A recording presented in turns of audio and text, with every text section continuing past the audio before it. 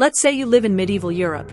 You wake up in your damp, windowless cottage, greet the single chicken you haven't eaten yet, and step out into a world where the laws make less sense than a drunken goat on stilts.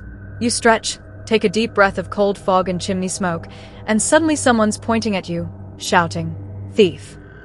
Now, you know you're not a thief. You barely own socks.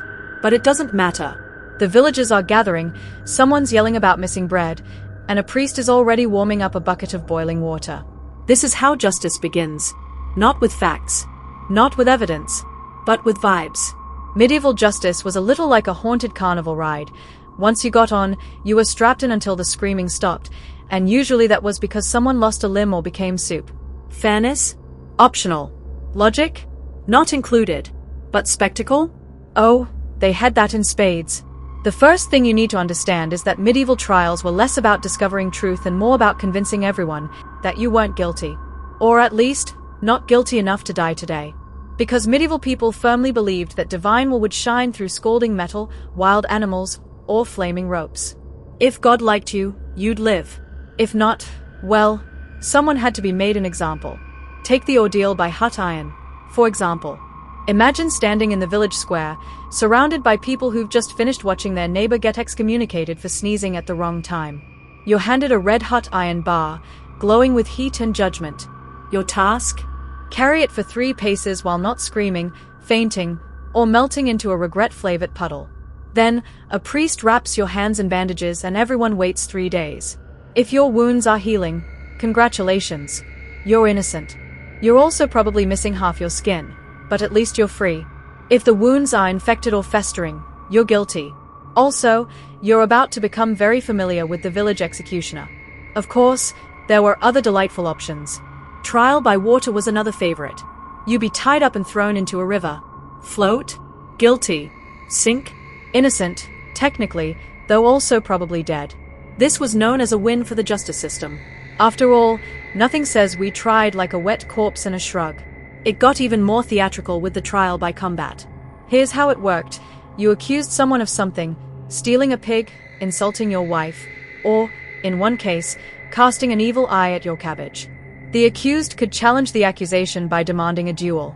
You both showed up in a field, sometimes shirtless, always angry, and fought until one of you gave up, passed out, or turned into medieval mulch. Because obviously, God would only let the innocent one win. Sometimes it wasn't even a fair duel. There's an account of a noblewoman who accused her husband of abuse. The court allowed a trial by combat. The husband, being a trained knight, was a solid 7 feet tall in armor. The wife, having never held a weapon, was given a stick and told to go for it. To make it fair, he had to stand in a hole up to his waist.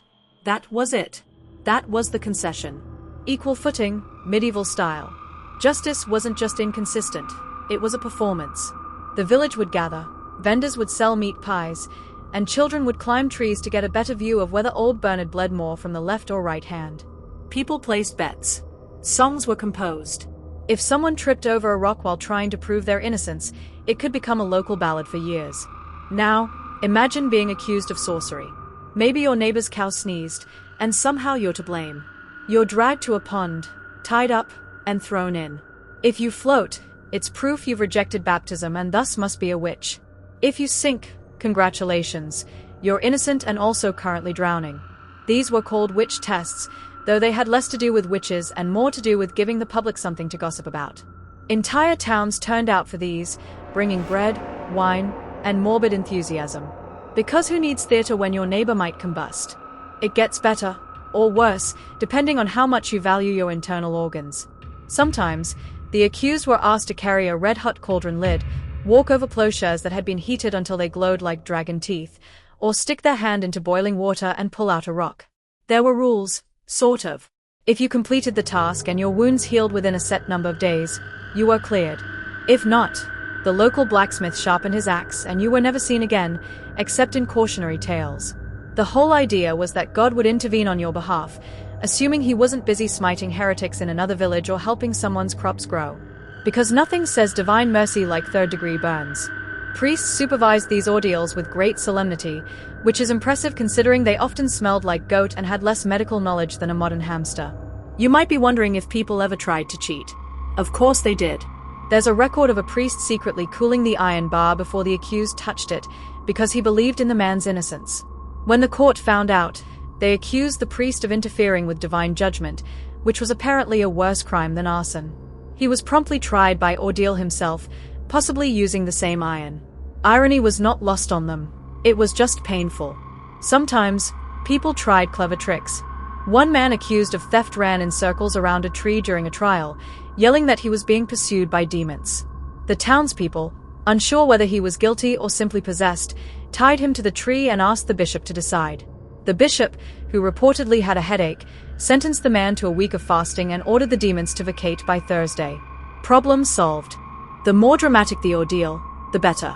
There are reports of entire court sessions where the defendant had to walk barefoot across a floor of sharp stones while reciting the Lord's Prayer without stuttering. If they missed a word, it meant guilt. If they spoke flawlessly but tripped, it meant guilt. Basically, unless you were a levitating monk with calloused feet and a photographic memory, you were doomed. Still, there were those who beat the system. One man, accused of witchcraft, played dead so convincingly during a lion-related ordeal that the lion lost interest. The crowd, less amused, threw turnips until he moved. Then they tried again. Second time wasn't as lucky. But for a moment, he was the hero of the turnip-throwing class. Even animals weren't safe. Pigs were put on trial for biting people. Roosters were accused of laying eggs and branded as instruments of Satan. One goose stood accused of knowing too much. There's no record of its sentence, but one imagines it involved feathers and fire. Eventually, some people began to question whether tying people to rocks and setting them on fire was the best way to determine guilt. These people were called heretics, and they were promptly tied to rocks and set on fire. So much for progress. Despite all this, there were moments of unintentional fairness. Some priests, faced with increasingly absurd accusations, simply refused to perform the ordeal. They cited divine silence, bad weather, or that their cauldron was in the shop. Some townspeople began preferring fines over fire. A few even began using written contracts and actual evidence. But these were the exceptions, not the rule. Most trials continued as they had for centuries, unpredictable, theatrical, and terrifying. And if you survived one, you were forever known as the guy who held a red-hot iron and lived, which was basically medieval celebrity status. You might even get a free drink, assuming your hands could still hold a mug. In the end, medieval justice wasn't about fairness. It was about belief that pain was truth, and that screaming made everything more convincing. It was chaotic, cruel, and strangely communal. And it worked, in the same way that throwing dice works. Someone always loses, but at least everyone gets to watch. So next time you complain about jury duty or a speeding ticket, just remember, at least no one's asking you to prove your innocence by walking barefoot over flaming shovels while the village fiddler plays something dramatic in the background. That, my friend, is progress.